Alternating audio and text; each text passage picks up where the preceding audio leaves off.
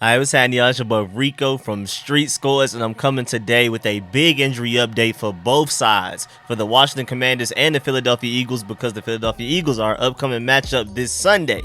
Of course, we got to talk about how Cameron Curl is back fully practicing. Like fully participated in drills, team drills, all of that. Also, Brian Robinson until he comes off the NFI non-football injury list. But it's really cool to see him out there doing everything that he can do. And it looks like we could be optimistic about him playing week 5 with the first game that he's eligible to return, along with Chase Young and Tyler Larson. They're all eligible to return at that time, but I'm not sure if those guys are actually going to be ready. And like I already said, we're going to also take a look at the Eagles injury report as of Wednesday as well. And then we're going to also talk about a few other things that went down today, as in Wednesday, probably yesterday for most of y'all that are watching this video, because I am coming out this video pretty late tonight. But before we dive into all of that, make sure you subscribe to the channel, hit the bell next to the subscription button so you get a notification immediately. And every time I'm releasing an informative and opinionated video just like this one, make sure you pull up every Friday for the broadcast podcast where we talk about everything funny going on, sports, music, gaming, anime, whatever. Also, make sure you pull up every Sunday for the during the game live streams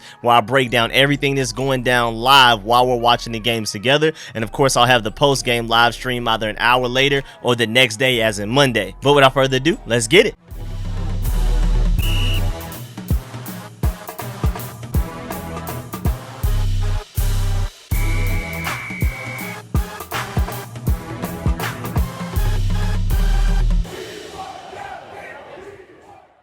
Alright, so first of all, big great news, and we've gotten quite a bit of bad news recently, but Brian Robinson was standing with the running backs. Today, as in Wednesday, was his first time being like actually on the field since he was shot. Again, he's mostly just been on the side field on the bike and doing some agility stuff by himself, but today he was actually out there with the running backs. I'm not exactly sure how much he did with the running backs, but that's still great news to see him out there with them. Like when all of the different position groups split up, he was with the running backs. Also, Wet Schweitzer is in pads and he was going through individual drills and he looked like he was looking a little bit better. Again, he was inactive versus the Lions, and he's probably going to be our starting center going against the Eagles. And thank goodness, because Nick Martin, who we just signed, I prefer him as a backup and not a starter. If we have to go with him as the starter against the Eagles, I'm a little worried. But Wes Schweitzer, as long as he's healthy to go, perfectly fine with him being our starting center. So that's great news that Wes Schweitzer, it sounds like he's back, because boy, we need him. It would have been nice to have him last week, but we really need him this week, because again, we lost Chase Roulier to the IR. Hopefully it's only like a temporary 4-week one, but who knows, it may end up being a season-long one. He's getting second opinions, but we haven't heard anything about it yet. When we do, I will definitely update y'all on it. Also, starting strong safety Cameron Curl with his thumb injury is finally taking parts in drills, catching the ball, doing everything. And the reason we emphasize the fact that he's catching the ball is, again,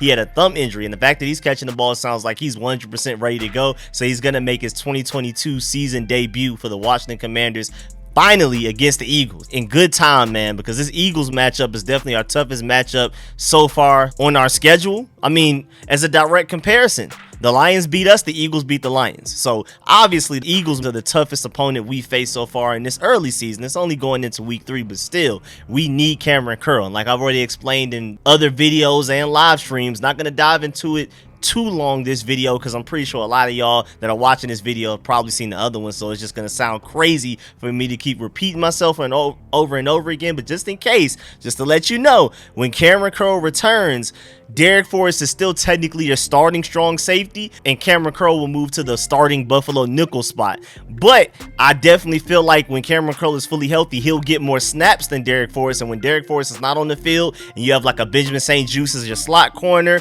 or maybe like a Percy Butler as a slot corner Buffalo nickel, Cameron Curl is your strong safety, and he's going to be on the field more than Darrick Forrest. But again, when Darrick Forrest is on the field, and I think he's going to play quite a bit because he looks so good against the Jaguars, and he has some flashes against the Lions, but they want to get him more reps so he can continue to learn, because he's an athletic freak. Cameron Curl has the brains, Darrick Forrest has the body. But again, when Darrick Forrest is on the field, he will take over the strong safety spot, because that's what he's best suited for. He plays better 15 yards back, and Cameron Curl will go down to the Buffalo nickel, and I think that's an ideal safety group for us right now. Of course, ideally, Percy Butler matures and he develops, he becomes our starting free safety in place of Bobby McCain. But as of right now, that's our best combination of 3 safeties on the field. Bobby McCain free safety, Cameron Curl Buffalo nickel, Darrick Forrest strong safety, but again, there's going to be times where Cameron Curl is on the field and Darrick Forrest is not, and that's when Cameron Curl goes back to strong safety, which gives room for Benajmin St-Juste or Percy Butler or one of those other guys to be that 5th DB. Also,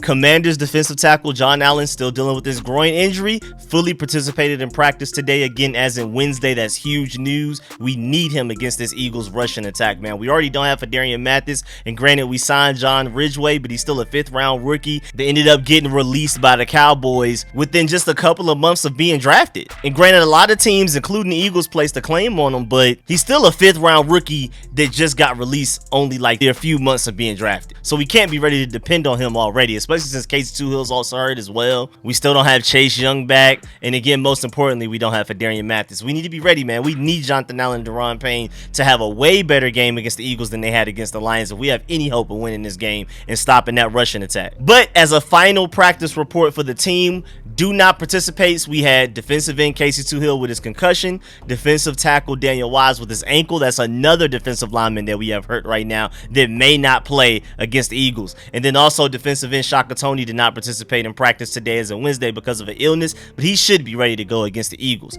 Then limited, you had Cole Holcomb with his quad, Trey Turner with his quad, and Sadiq Charles with his shoulder.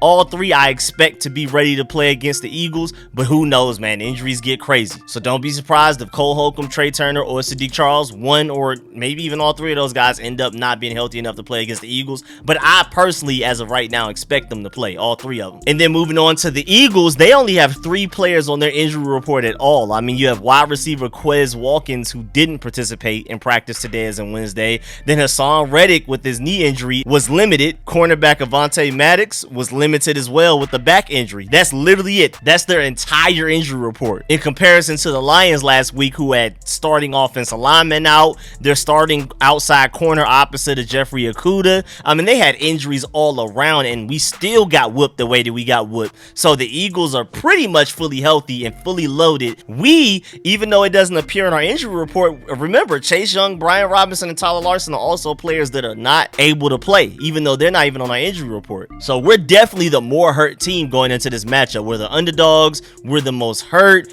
It's ugly, but we got to go play. It's a division game, and it's not impossible to win this game at all. We can definitely catch them lacking. Just like the Lions just called us lacking, the Eagles may come into the FedEx Field on their high horse. Maybe Carson Wentz has an amazing revenge game, and hey, man, I would not be surprised if we end up beating the Eagles. I'm pretty sure everybody's expecting us to lose. This is the time to go out there and win. But again, just to prepare y'all, we are the more hurt team going into this matchup, which is my original point. Also, I know a lot of y'all have seen the drama between Jamin Davis, Jack Del Rio, Ron Rivera. Jamin Davis posting things, and before that, Jack Del Rio calling him out. Then Jamin Davis had a fairly decent game against the Lions. It was better than what he did against the Jaguars, and he was honestly our best linebacker out there. Again, even though he wasn't great, he was better than Cole Holcomb and definitely David Mayo. So he went out there and responded as well. And then of course there's been this back and forth, but y'all know me, I try not to get in the drama too much. But I did want to update y'all on the fact that Ron Rivera was listing off players that impressed him on defense from that Lions game, even though the defense was terrible overall, and Jamin Davis was one of the names. He says that he wants more from Jamin Davis, but he did like a lot of what he saw from Jamin Davis versus Detroit. So that's, you know, a pretty decent conclusion to the whole Jamin Davis drama. Just wanted to update y'all on that. And then lastly, before we get up out of here, just an update. The new name for the Commanders facility is now the OrthoVirginia Training Center at Commanders Park. September 21st, 2022. It was announced today the Washington Commanders announced a partnership and naming rights agreement with OrthoVirginia, official orthopedic and sports medicine partner of the Washington Commanders. The Commanders Training Center will officially be renamed to the OrthoVirginia Training Center at Commanders Park. Located in Ashburn, Virginia, the 162-acre training center includes 3 natural grass fields, 1 indoor turf field, and stands 96 feet high and houses a 120-yard practice field. Of course, there's strength training, sports medicine facilities, a 100-person plus auditorium, a 100-plus person auditorium, offices, meeting rooms for players, coaches, film rooms, all of that type of stuff. So now the Commanders have a new sponsor that has the naming rights and everything, so it's being renamed to that. And I just thought it was really funny because when Ron Rivera opened up his press conference today, as in Wednesday, not only did he have the shirt on, but he literally started his press conference by reading a statement about the OrthoVirginia situation. He had the shirt shirt on, and literally the first thing he said was hello, and then his statement about the OrthoVirginia. And you also had co-owner Tanya Snyder, Dan Snyder's wife, and President Jason Wright there at the press conference while he announced it. So this is a pretty significant move, honestly. This is something that definitely matters. It's nothing necessarily football related, but it's something that matters, and now we have a new name for our facility right now. Definitely just one of those things that I try to include, even if it's not exactly related to what I'm talking about already in the video. That's just one of the things I feel like I need to update y'all on. But yeah, man, that's the end of this video. Please get in the comment section, let me know how y'all feel about everything discussed in this video. Please leave a like on this video if you liked it, if you learned anything, and as always, I appreciate all of the support. Shouts out to all of my sponsors, especially my Pro Bowl sponsors whose names you see scrolling on the screen right now. Catch y'all later. I'm out.